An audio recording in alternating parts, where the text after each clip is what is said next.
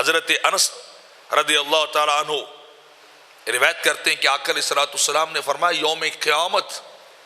جب رب کائنات جنتیوں کو جنت بھیجے گا، جہنمیوں کو جہنم بھیجے گا،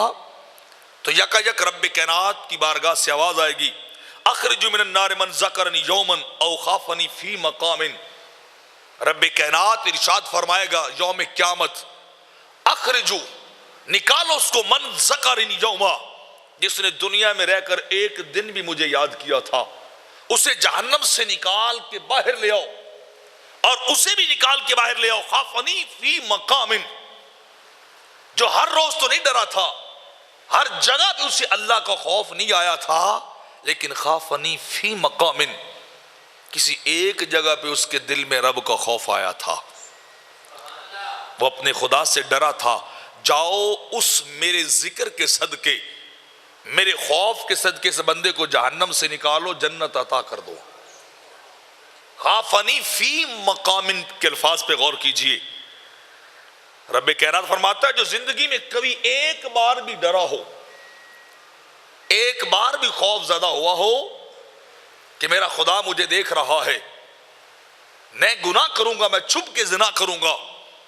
میں چھپ کے شراب کے جام پیوں گا، میں بد نگاہی کروں گا، دنیا کے نگاہ سے تو چھپ کر، لوگوں سے تو چھپ کر میں گناہ بدکاری کر لوں گا، لیکن میرا خدا تو مجھے دیکھ رہا ہے، میرا رب مجھے دیکھ رہا ہے۔ تو اگر کسی ایک مقام پہ بھی اس کے دل میں اللہ کا خوف پیدا ہو گیا تو انسان کی نجات کا ذریعہ بن جائے گا، جہنم سے آزادی کا ذریعہ بن جائے گا۔ رب کائنات اسے جہنم سے نکال کے باہر لائے گا۔ جو بندہ اللہ رب العزت سے ڈرنے والا ہوگا تو اپنے دلوں کے اندر خوف خدا کو پیدا کیجئے، اللہ کی بارگاہ میں حاضری کا تصور قائم کیجئے،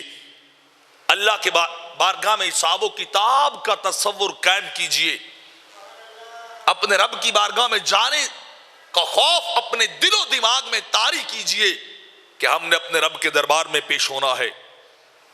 ہم نے اللہ کے دربار میں پیش ہونا ہے۔ مالک تیتھوں لیکھا منگسی رتی گھٹ نما سہو، مالک تیتھوں لیکھا منگسی رتی گھٹ نما سہو۔ رب کائنات ایک ایک لمحے کا حساب لے گا، ایک ایک منٹ کا حساب لے گا، اور بچ وہ جائے گا جو اس کی بارگاہ میں رونے والا ہوگا۔